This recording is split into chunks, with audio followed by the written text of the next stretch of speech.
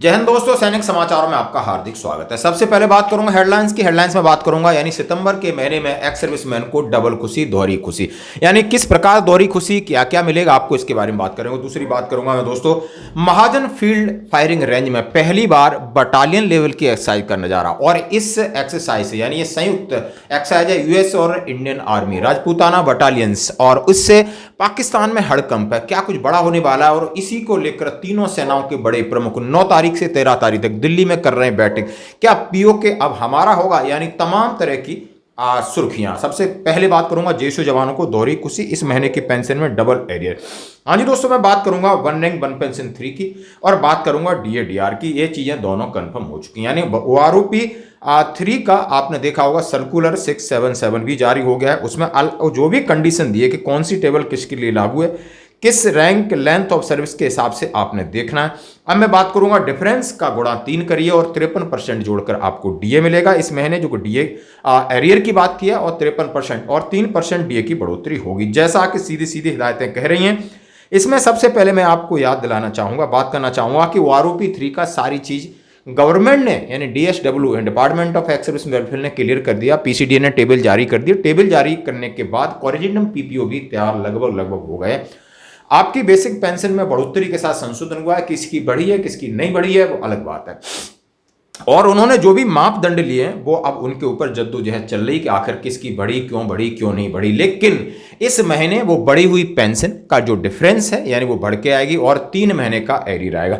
3 महीने का एरियर किस प्रकार आएगा, और जिस भाई का कोरिजिनम पीपीओ यानी जो लोग स्पर्श के साथ माइग्रेट नहीं हुए हैं, जरा ध्यान रखें, यानी स्पर्श पर कॉल करें 1800-180-5325 पर और 053222800154, क्योंकि अब आपको कोरिजिनम पीपीओ डाउनलोड करना है और उसी में सारी आपकी पेंशन डिटेल और सब कुछ आएगी। तो दोस्तों बात करते हैं कि आखिर कितना क्या बढ़ा है। यदि मैं सिपाही की बात करूं, 17 साल सर्विस 18,807 थे 20,463 यानी 1956 का फायदा हुआ।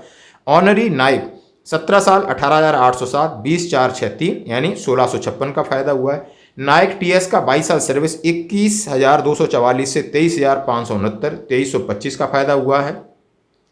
यदि नाइक है 24 साल सर्विस करके आया तो 21,688 को बढ़ा करके 23,569 सेम रखा है, 1881 का फायदा हुआ। ऑनरी हवलदार 24 साल का है 21,244 से बढ़कर 23,625 यानी 2381 का फायदा।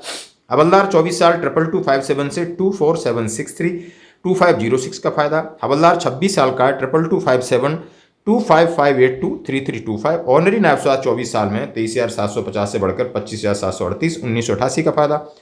यदि आप ऑनरी नायब सुधार हैं 26 साल के हैं तो 23,750 बढ़ के 26,738 यानी सेम। अब नायब सुधार 26 साल 24,825 से बढ़कर 26,900, और नायब सुधार 28 साल वाला 26,075 से बढ़कर 27,950 यानी 20,75 और 18,75 का फायदा हुआ है। सूबेदार 28 साल 29,700 से बढ़कर 30,175 28 साल। सूबेदार 30 साल 31,000 से 31,500 रुपए की बढ़ोतरी। सूबेदार मेजर 30 साल का 31,625 से 34,425 28 रुपए का फायदा। सूबेदार मेजर 32 साल का है 33,400 से 33,575 यानी 1175 का फायदा। सूबेदार मेजर और सूबेदार एसीपी 30 साल है तो 31,625 से 34,225। ऑनरी लेफ्टिनेंट 30 साल के तो 41,200 आपकी थी, अब 41,200 ही रही है। ऑनरी कैप्टन 30 साल का 42,500 से 42,500। ऑनरी लेफ्टिनेंट 32 साल का 41,200 42,625, और ऑनरी कैप्टन 32 साल का 46,375 था, वो आपको 42,625 हो गया। उसके ऊपर सभी का 46,300 हो गया और उनको ज़्यादा फायदा हुआ है दोस्तों।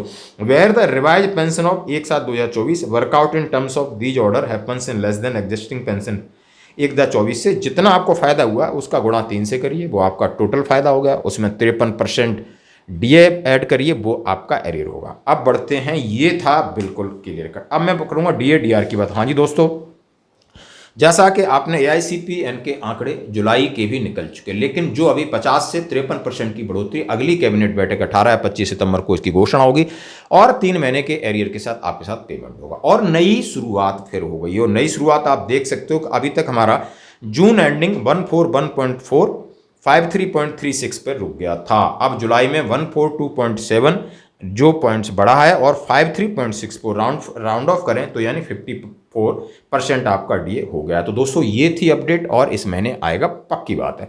अब बढ़ते अगली खबर की तरफ। महाजन फील्ड फायरिंग रेंज में, महाजन फील्ड फायरिंग रेंज और पहली बार जो बीकानेर के पास है, हम सभी जानते हैं, और उसमें पहली बार बटालियन लेवल की एक्सरसाइज हो रही है। आप टेक्टिकली जानते हो तो बटालियन लेवल, वो भी infantry battalion level Rajputana rifles के, जिसमें यूएस आर्मी के भी 600 जवान है, 600 हमारे। किस तरह उन्होंने कहा है कि मैं हथियार, मौसम और सारे साथ कोऑर्डिनेट करके इस एक्सरसाइज को कर रहे हैं ताकि ग्राउंड लेवल पर के आगे हमें मूव किया जाए, यानी कब्जा किया जाए, यानी क्लोज बैटल भी किया जाए। आपने बड़े बड़े थिएटर प्लान की लड़ाई, कोर एक्सरसाइज, कमांड एक्सरसाइज देखी, उसमें कोई पता नहीं चलता कौन आया कौन गया, लेकिन ये लोग सुबह से शाम तक साथ खाते नहाते धोते और साथ एक्सरसाइज कर रहे हैं। इसका बड़ा मकसद है। और 145 दूर पाकिस्तान में इसको लेकर हड़कंप मच गई, क्योंकि पाकिस्तान के अंदर वैसी अनस्टेबिलिटी है, लोकतंत्र वहाँ का खतरे पे है। और जो शरीफ साहब की सरकार है उसके खिलाफ इमरान खान के जो समर्थक हैं, आप देख रहे हो संसदों की गिरफ्तारी हो रही, हाय तौबा मचा हुआ है। और उन्होंने कहा है शरद पार टेंशन, और उन्होंने कहा है कि देखा होगा कि वहाँ मार्शल लॉ की भी तैयारी हो सकती है, वहाँ कुछ भी हो सकता है, क्योंकि वहाँ जनरल देश चलाते हैं और इसको लेकर के आवाम इस बात को स्वीकार नहीं कर सकती हो। अब एक और इन सब चीज़ों को लेकर भारतीय सेना के तीनों अंगों की सुरक्षा बैठक चल रही है, यानी आप समझ सकते हो। और ये 9 तारीख से 13 तारीख के बीच में दिल्ली में चल रही, तीनों युद्ध की प्रकृति, वैश्वीकरण और आपसी संबंध को लेकर आर्मी, एयरफोर्स, नेवी के शीर्ष कमांडरों की बैठक 4 दिन चलेगी। इसमें बहुत सारी चीज़ें, आप परोक्ष युद्ध यानी जो इन्फिल्ट्रेशन, साइबर, सूचना और इंटेलिजेंस, आर्टिफिशियल इंटेलिजेंस, इन सब तमाम को लेकर चर्चा की जाएगी दोस्तों। तो ये थी आज की खबर, बने रही हमारे साथ।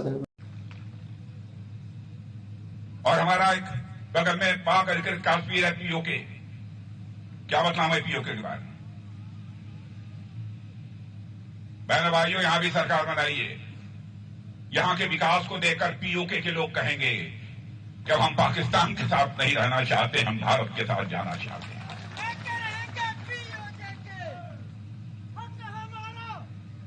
और मैं आपको यह जानकारी देना चाहता हूं, अभी हाल में ही एक हलफनामा कोर्ट में देते हुए वहां के एडिशनल सॉलिसिटर जनरल ने यह कहा कि पीओके ये फॉरेन लैंड है। मैं पीओके के लोगों से कहना चाहता हूं, पाकिस्तान के लोग आपको फॉरेनर मानते हैं, आपको विदेशी मानते हैं, लेकिन भारत के लोग आपको विदेशी नहीं मानते हैं। पीओके के लोगों को हम अपना मानते हैं। आइए हमारे साथ आइए।